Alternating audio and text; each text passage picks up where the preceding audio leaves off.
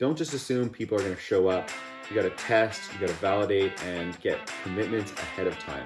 All right, hello everybody. Evan here, sharing YouTube video number 8. And this week, I'm going to talk about how we raised over $200,000 on a Kickstarter campaign, going from an idea to a real product in just 1 year. So if you've ever thought about launching your own product but not knowing where to start, then this video is for you. This is Brio. So back in the fall of 2023, Colin and I had this crazy idea for a camping kitchen box, but we didn't know how to bring it to life. We did truly believe that it could solve a problem, but we had never launched a product before. We didn't know anything about crowdfunding. We had no experience building an audience or finding a manufacturer, and little knowledge about how digital ads worked.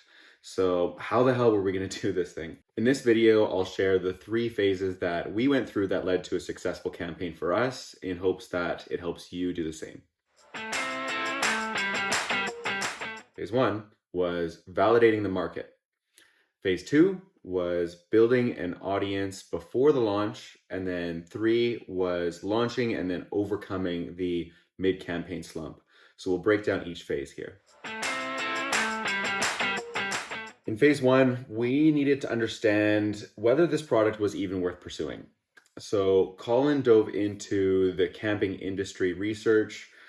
We wanted to learn things like whether this market was growing, what was the total addressable market size, TAM, and how we compared to our competitors. So through that research, Colin found that there are over 80 million campers in the US alone, growing about 9% per year post-COVID. Plus, people were continuously building their own DIY camping boxes. So it was clear that people needed something enough to take initiative and build it themselves. A good sign for us. I focused on speaking directly with campers, so I reached out to friends and some networks and really anybody who cared about camping and wanted to share about their camping experiences.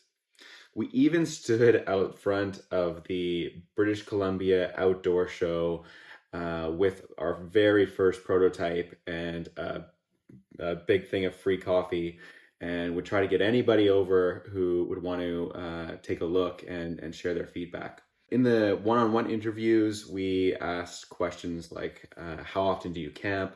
What's the most frustrating part about camping? How do you store and organize your cooking equipment specifically? Then I would show a competitor's product and ask what they thought about it. So try to be as unbiased as possible through the middle of the interview. And then at the end, I would get their feedback on something that was similar enough. At the end of each interview, I'd ask if the person knew somebody else or multiple people who would also want to be interviewed. So it made it easier to keep getting more people to talk to. If you would like the full survey that we had created, I'm happy to share that. So shoot us an email at the email in the description.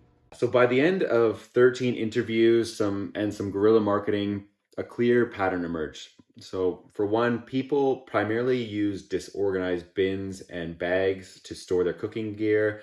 They hated the packing and unpacking process as well as the cleanup. And everybody agreed that food tastes better outdoors, and a well-organized setup only enhances that experience. So between the marketing or the growing market, the competitive gap that we saw, and the direct validation with people, we knew we had something pursuing, but we still needed a game plan in order to bring it to life. So in the beginning, we weren't actually set on crowdfunding as being the best way for us to launch. We were considering taking on investors as well, but decided crowdfunding was going to be the best route because we didn't want to dilute our ownership as 3 co-founders, and figured that what better way to gain customers right away than take on pre-orders. We didn't know a lot about crowdfunding though.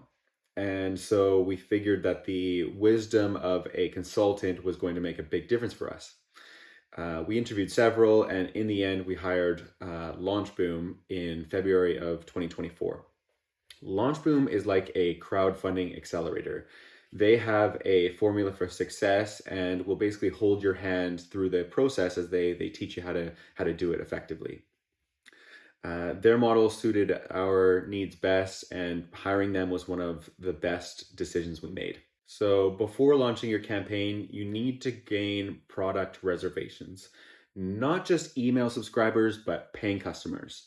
The reason being is people with reservations are way more likely to follow through on a purchase compared to somebody who just puts an email down. So we used Facebook ads and Instagram ads to draw people to a landing page where they could put $1 down for a huge 40% discount and VIP status. VIPs were given access to a private Facebook group where we would share exclusive updates with them and get their feedback on our designs. We knew that if enough people were willing to go through the process of entering their credit card information and dropping $1, it was a pretty good indicator that the Brio kitchen box was something that people really and truly wanted and then it would benefit from. But at this point, you don't necessarily need to have a prototype ready to go. When we first got our landing page up, our prototype was definitely not ready for the stage. So we hired somebody on Upwork to create some high quality renders for us based on Louis' 3D models. So in the beginning of your ad campaigns, you are really only testing to see what works. Your ad spend will be pretty minimal and you'll want to spread it across a number of different ads. Then the ads that are performing well, you'll want to increase the ad spend on. At this point, I know a lot of projects will actually go to the bank and get a loan because they'll have a formula for their return on ad spend, and they'll know that they can recoup that ad spend after the campaign is over. So it's not a high risk to get a loan at this point. Fortunately, we had great success with our ads and it generated a number of reservations for us. And we continued to engage that audience through a newsletter, our VIP Facebook group, and Instagram. As all that was happening, we were also sourcing a manufacturer in China. Launchboom was able to help with this as well, and a big shout out to Kian in particular, who is still helping us today with our manufacturers. Once our sample had arrived, we immediately contracted a videographer to get us some high quality content for our landing page and our Kickstarter campaign. So this was the transition from renders into physical product, because you definitely need a real product for the Kickstarter campaign. I gotta say, we scored here big time. Shout out to Josh at LJ Media, who created an incredible Kickstarter video for us. This was probably the second best decision that we made, hiring Josh. It's hard to undervalue his exceptional content, and he's one of the best videographers I've ever worked with. So with his content, we were able to update the landing page, our ads, and the VIPs kept coming in. So the next and final phase is finally doing it, launching. And of course, there's a formula to this too.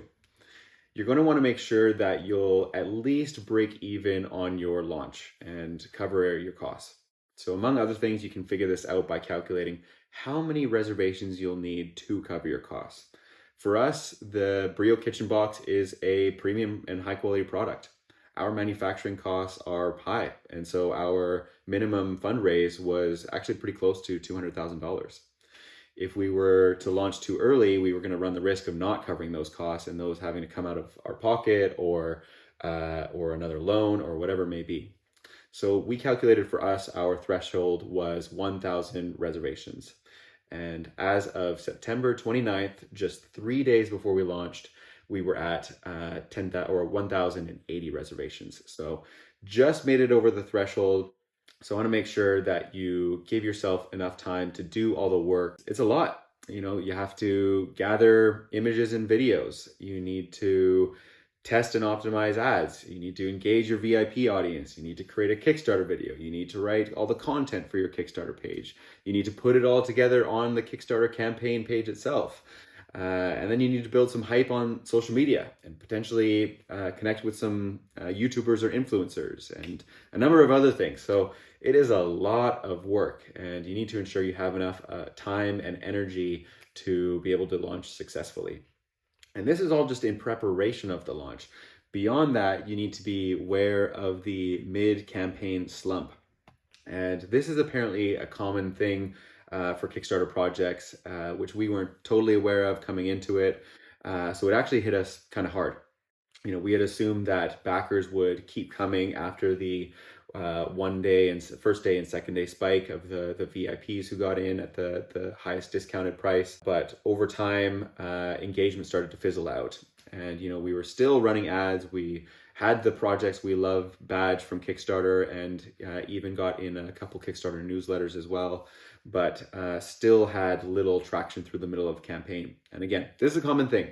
And there are several things that you can do to help the mid-campaign slump. So for one, you can utilize pre-established backer networks like Backer Spaces or Backer Hive. You can get into online blogs and magazines. You can partner with some YouTubers or influencers to show off your product. You can provide incentives for reaching campaign milestones. So for example, with Brio, we told people that we would include a bottle opener if we hit 450 backers, and we were at 454 at the end of the campaign. So we just crossed it and are including a bottle opener in our product now. The last thing to remember is to celebrate. It's an incredible thing to launch a Kickstarter campaign successfully. And we reached over $200,000 within 48 hours of our campaign being live. What an incredible milestone.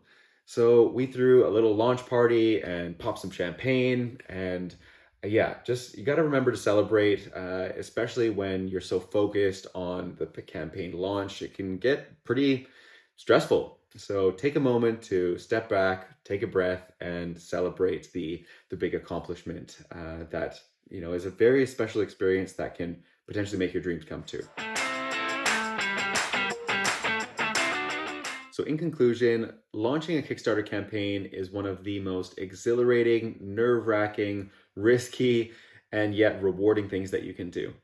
But it's not just about having a prototype and throwing it up on a Kickstarter page. It's about the months of work behind the scenes that you put in ahead of time to make it successful.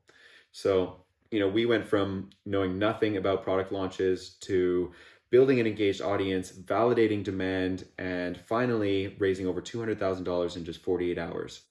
You can do it too. If we can do it without any prior knowledge, you can as well. Here are some of my biggest takeaways. For one, start before you are ready. You're going to figure things out as you go. Just give yourself enough time to be able to do it all. Second, surround yourself with the right people. It was a game changer for us to hire LaunchBoom and Josh at LJ Media. So make sure that you surround yourself by people who have been there, done that.